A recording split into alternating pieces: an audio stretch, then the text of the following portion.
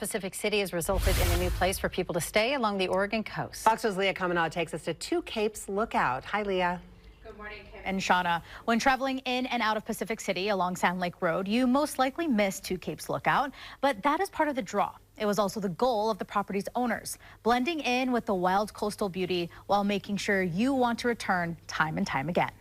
An intimate hideaway on the rugged Oregon coast.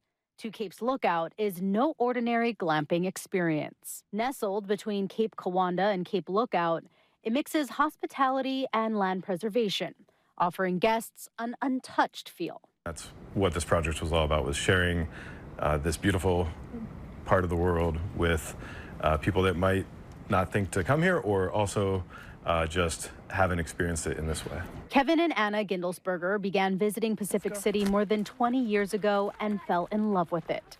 But it was their dream of sharing the area with others that led them to Two Capes. When we saw this magical piece of land, we just couldn't let it go. The 58-acre property is filled with pristine wetlands, old-growth forest, a year-round waterfall, all with an ocean view, and helping to make the dream a reality for other families. At a party of all things, talked to friends and said, hey, what do you think? Guests have the option of two different types of stays at Two Capes. Geodesic domes. A big concern is, if you put up a canvas glamping tent, right, how would that do in the wind and weather we get at the coast? Whereas a geodesic dome performs extremely well in the weather conditions here. They're bolted to an 8-inch pad of concrete. They're a large steel frame, and because of the geodesic shape, the wind just shears off of them. And mirror cabins. When we walked inside the mirror cabin with the 3 walls of glass, we just couldn't imagine on almost anything else. When you're lying in bed, you just feel like you're on top of the world. The mirror facade also reflects the nature around us. This is my kind of camping. A hot cup of coffee, a warm and cozy dome on those rainy coastal days, while still feeling immersed in nature. It's also about maintaining and supporting the environment Two Capes is a part of. What's different about this property is where we just left, there's no cars allowed up on this part of the hill.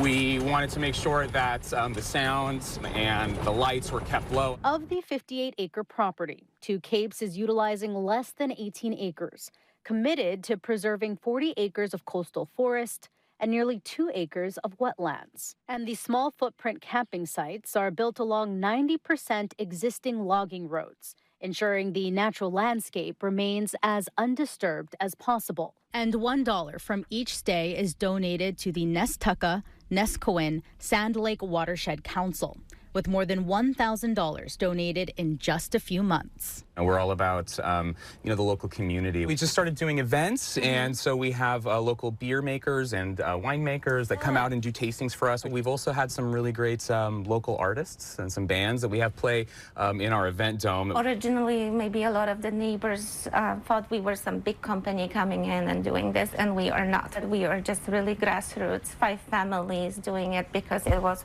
a project of love and inspiration and appreciation for the land, and we just made that dream come true. A big question Two Capes gets is, how do the birds do with the mirror cabins? The Gindelsbergers tell me they have had no issues, and that's because of the precautions they've put in place, including UV film stickers on all cabins. And the stickers reflect ultraviolet light, which birds see, humans don't. But when the light reflects, birds understand that there's an object there, and they'll change direction. It is so beautiful. What else do they have planned for this space? So, as I mentioned, it's 58 acres. Wow. But they're only utilizing about 18 right now. So they don't have too many more plans of building up because they want it to, of course, stay as natural as possible. But they are planning on putting an event center. So right now you can host a wedding or a party, but you have to bring in tents. Yeah. So they want to build an event space for people. And then they are looking at putting in hiking trails. So that you can, really enjoy all 58 acres of the property, because it's just beautiful. Yes.